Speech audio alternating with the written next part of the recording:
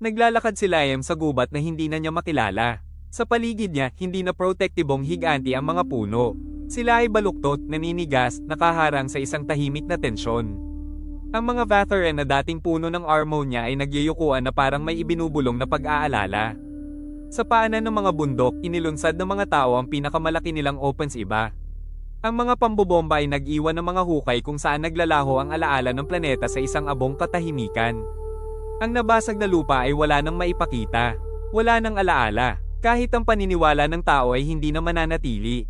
Nakikipaglaban ng mga essent na parang buo nilang pagkatao ang nakasabit sa isang sinulid. Nagtitipon sila sa mga bilog, ang kanilang mga awit ay mabigat at masakit.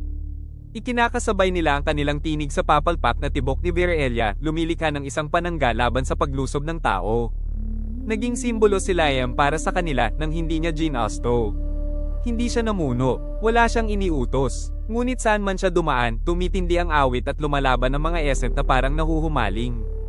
Alam ito ni Aelia, nakikita niya, at kinatatakutan niya. Mismo ang planeta ay tila nabibitak sa tensyon.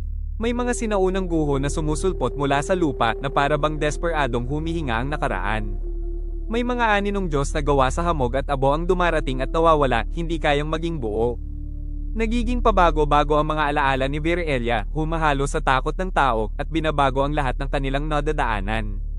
At isang gabing ang kalangitan ay kulay ng tahimik na pagdadalamhati, may nagpakita. Isang presensyang sinaunang higit sa pagkaunawa. Isang kamalayang napakalawak na tumigil ang buong gubat. Ang unang alaala, hindi ito nagsalita, nagpakita lamang. Ipinadama nito kay Liam ang isang bisyong walang simula o katapusan.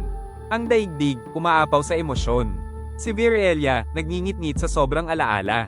At siya sa gitna, hindi bilang tagapagligtas kundi bilang nabubuhay na bitak. Kapag nanatili siya, guguho ang mundo. Kapag umalis siya, kailangan niyang maglaho ng lubusan. Hindi mamatay, mabura. Nararamdaman ni Aelia sa kanyang tabi ang parehong katotohanan iyon. Ang taong mahal niya ay banta sa lahat ng meron siya. Nawala ang unang alaala ng walang ingay.